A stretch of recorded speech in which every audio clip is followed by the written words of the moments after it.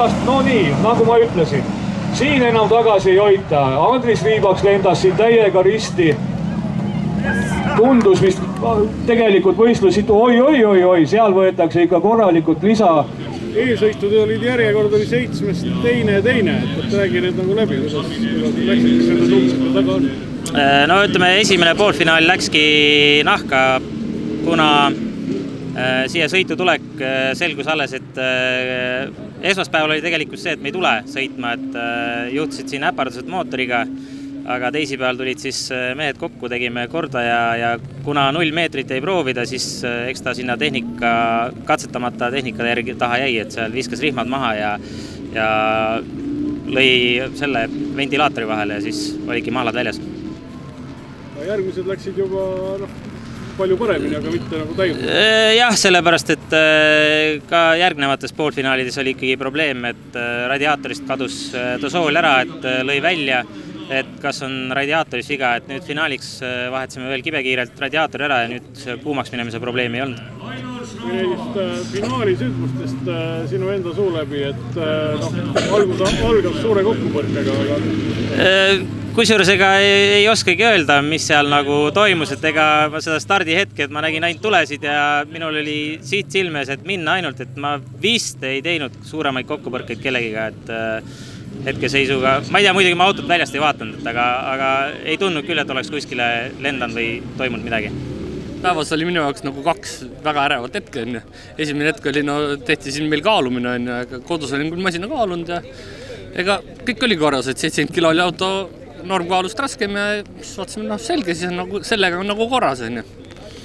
Esimene poolfinaal, startisin tagant ja siin sugulane läks eespoolt, ütlesin küll talle, et kuule, et jäta ruumi, et ma kiirelt tulen. Aga siis, kui starditulad käisid, siis oli sugulane läinud, et siis ta proovis ühelt poolt, mina proovisin teiselt poolt, mööda ma tast ei saanud ilma jokkerita. Aga ei, rehvivalik oli ülihea täna läbi kogu päeva. Et tulime siia sama Raassila rehvidega ja et ei pidanud kordagi vahetama. Teine poolfinaal läks ka ikka samamoodi, et väga hästi kohe startisin ja siis ei olnud enam mingit küsimust.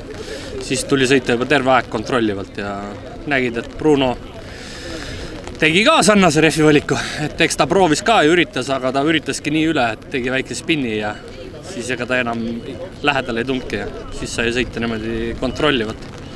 Kolmas poolfinaal olin ka niimoodi ja läbi hooaja ja selle hooaja ja läbi eelmist hooaja näitab, et stardin ma ikka väga hästi. Et siis ma startisin ka niimoodi, et teisest reast ja ikka kohe esimesena, et niimoodi. Ma ei teagi, ma kogu aeg ütlen teile, et mis te seal vahitane, hakake sõitma. Vahetage käiku ja sõitke, muidu sõidate ju päris hästi kõik, oli stardiga vahe üldse. Ja finaalis oli natukene alguses ootamist. Ma ei tea, et kaasvõitlejad ei tulnud kuidagi starti, et vaatasin, et kuule, mul läheb ju masin soojaks.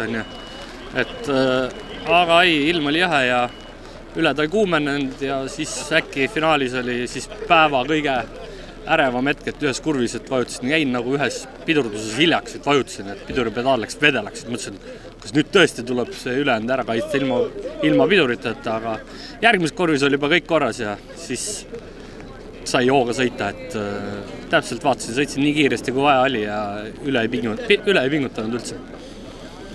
Ja siis tänan oma sugulasi ja sõpru, kes kõik siin on.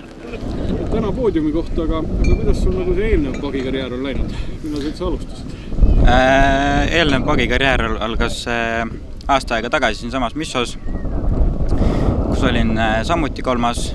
Siis eelmine aasta tegin kaasa ka Smilten etappi ning see aasta tegin Raassila ja Smilten ehk siis kokku 4 etappi, mis ma üldse olen sõitnud. Tänasest päevast rääkida lõppes see 3. kohaga, aga kuidas päeva sündmused olid sinu vaates? Päev oli täis üllatusi.